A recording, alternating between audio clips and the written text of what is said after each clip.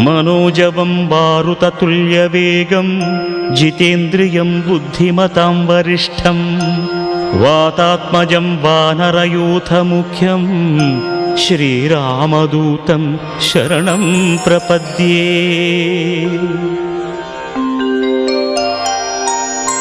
कूजन्तं राम रामेति मधुरं मधुराक्षरम् आरुह्य कविताशाखां वन्दे वाल्मीकिकोकिलम् आपदामपहर्तारं दातारं सर्वसम्पदां लोकाभिरामं श्रीरामं भूयो भूयो नमाम्यहम्। भर्जनं भवबीजानाम् आर्जनं सुखसम्पदां तर्जनं यमदूतानां राम रामेति गर्जनं।